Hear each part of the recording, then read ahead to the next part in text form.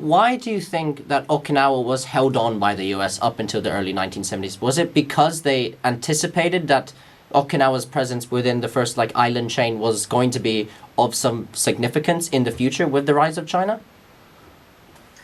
That was part of it, definitely. There were also financial incentives and there were some historical reasons. I mean, you have to remember that in 1945, Okinawa was absolutely devastated. It had just experienced the only main Japanese land-based land battle, that's the Battle of Okinawa, which was bloodier, believe it or not, the actual battle, than the combination of Hiroshima and Nagasaki combined. It was also the scene of some horrific wartime atrocities committed by both the invading Americans or allies and by the Japanese Imperial Army towards the Okinawan people. And around a third of the Okinawan population were killed in that battle. So at the end of that very bloody battle, the Americans decided they would hold on to Okinawa, obviously as the victorious side, and build bases and installations that would initially were going to be used to launch a major offensive onto the mainland of Japan, but in the end became used as a bastion against the evolving Cold War. So in other words, a bastion against the Soviet Union and beyond that against communist China. Is there a sense from I mean, you can only speak from your experience and your expertise, but is there a sort of resistance from the local Okinawan population regarding the US's long-standing historical influence and the influence and with military bases up until today? Yeah, absolutely. Because you also have to bear in mind that Okinawa was originally not part of the United States or Japan. It was its own kingdom, the Ryukyu Kingdom. And so there is this historical authenticity that Okinawa has the right to independence or certainly to self-determination. And there is a great deal of resentment towards both mainland Japan and particularly to the United States now because of the fact that the burden of these bases that are still there as a legacy of the Cold War is massively disproportionate vis-a-vis the population and the size of the islands. So you have 70% roughly of all US bases in Japan stationed on this tiny island in Okinawa, and those the island, the main island and the other off islands make up around only 0.6% of Japan's total landmass. So you can see the massive disproportionality there. And bases bring crime, they bring noise, they bring pollution, they create a target for any potential adversary. So all of these things are very much resented on Okinawa, yes. Has there been an attempt by local Okinawans to try and push out the US influence and these military bases, as well as in the mainland Japan?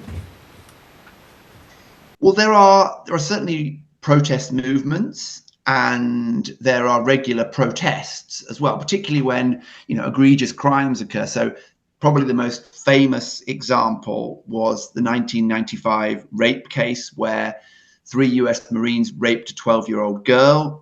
There was also several incidents where helicopters have crashed into, for example, an international university, or parts of helicopters or other military vehicles have caused damage, releases of serious pollutants into the atmosphere and into the rivers and so on. All of these bring particular points of protest.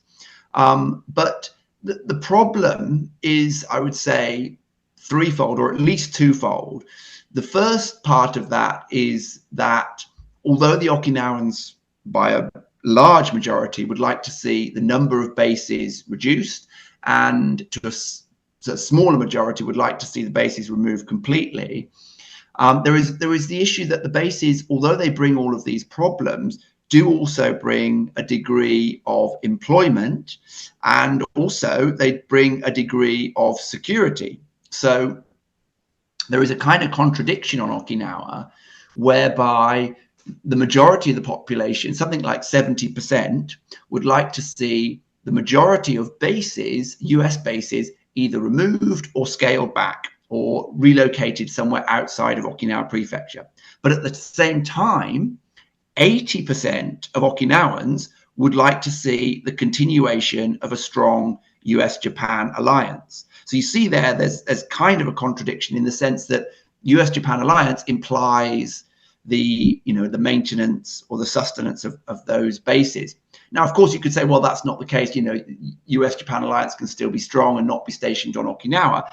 But it's obvious that if there were an immediate contingency in the region, for example, with China, less likely with North Korea, but these are the contingencies that the Japanese government holds up, and also the US State Department. In those cases, Okinawa would need some kind of credible defense, and that would involve the US military. So that's a big contradiction. We talk about the Japanese self-defense forces and agree that Okinawans feel the need for security within a quite dangerous Indo-Pacific at the moment. So the fact that the Japanese self-defense forces are considering, the government is considering revoking Article 9 of the Japanese Constitution, at least talking about it. And that, for anybody who doesn't know what Article 9 is, it essentially prevents their armed forces being able to develop for capacity for war, I think. So I think there are two questions I get from this. Is the talk of revoking this Article 9 of the Constitution a mechanism for peace? And how has this potentially impacted the politics and security of the Indo-Pacific? Yeah, very, very good question and very big question. Yes. One that probably I won't be able to answer in entirety on this podcast, but I'll offer you, some thoughts in response to that. Is the reversion of Article 9 a move for peace? Well, that depends on where you stand and whose perspective you're talking from. But from the perspective of Okinawa, in one sense, it would at least enable the further deployment and a more credible defense for, or by, I should say, the Japan Self-Defense Force, the JSDF, vis-a-vis the current stationing of massive amounts of American military personnel. So, in other words, that contradiction that we were just talking about would be partly alleviated, and is being partly alleviated, by the further deployment of JSDF forces in place of the US military. And obviously, if Article 9 of the Japanese Constitution were amended or revised, as they like to say, it would allow the JSDF to have a forward power projection capability, or potentially something along those lines, that would mean that it wouldn't have to be relying on US support in order to enter into kind of battleground or warfighting operations. That said, as those two terms that I just mentioned kind of allude to, right? We're talking about warfighting here, so this is not really a move for peace. The Japanese establishment, particularly the ruling LDP, have talked a lot in recent years, really since former Prime Minister Shinzo Abe, of proactive pacifism, which is a little bit of an oxymoron in a lot of people's minds. And these are all things that go hand in hand with the idea of revising the constitution. But what stops Japan as much as anything from actually realizing that is the fact that the surrounding powers, particularly China, but other mainland Asian states, would react extremely badly to the idea of Japan officially revising its constitution. In reality, it has hollowed out that constitution to the point of almost non-recognition. I mean, Japan does deploy troops all over the world. It has an overseas base in Djibouti. It engages in peacekeeping operations that involve live fire, etc., etc. So, the actual words of that constitution, which have remained unchanged since 1946, are no longer really recognizable de facto. But de jure, as they say, in the eyes of the law, they remain unchanged, partly as a way to placate what would be a very negative reaction on mainland Asia.